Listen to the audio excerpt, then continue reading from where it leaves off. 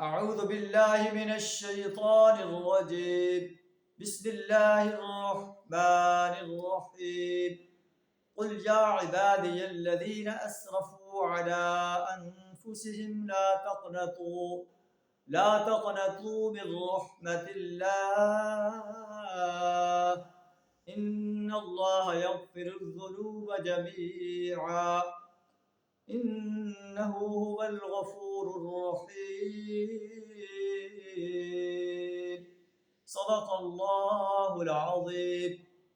سورہ زمر آیت نمبر 53 آپ کے سامنے تلاوت کی. اس میں اللہ ارشاد فرما رہا ہے، اے نبی صلی اللہ علیہ وسلم میرے ان بندوں سے کہہ دیں جنہوں نے اپنے نفسوں پر زیادتیاں کی ہیں، جو اپنے آپ کو گناہوں میں غرق کر چکے ہیں، لا تقنطوا من رحمت اللہ کی رحمت سے نا امید نہ ہو جاؤ. اللہ کی طرف پلٹ آؤ، اللہ کی پرستش، اللہ کی بندگی کرنا شروع کر دو. اپنے گناہوں کی اللہ سے معافی طلب کرو. ان اللہ یغفر الذنوب جميعا، اللہ تمام گناہوں کو بخشنے والا.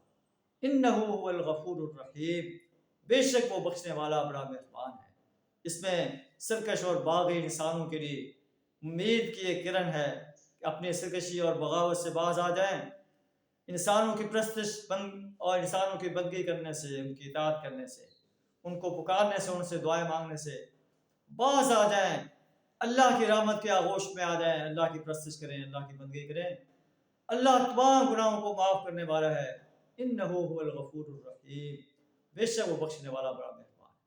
اللہ سے تعالیٰ ہم سب کو اپنی طرف پلٹنے کی توفیق عطا فرمائے، اپنی ہی بندگی، اپنی ہی غلامی، اپنی ہی اطاعت کرنے کی توفیق عطا فرمائے، اپنی ہی ذات کو پکارنے، اپنی ہی ذات سے دعائیں مانگنے کی توفیق عطا فرمائے، اپنی حاکمیت کو تسلیم کرنے اور اپنی حاکمیت کو قائم کرنے کی اور باطل نظاموں کو مٹانے کی جرأت عطا فرمائے.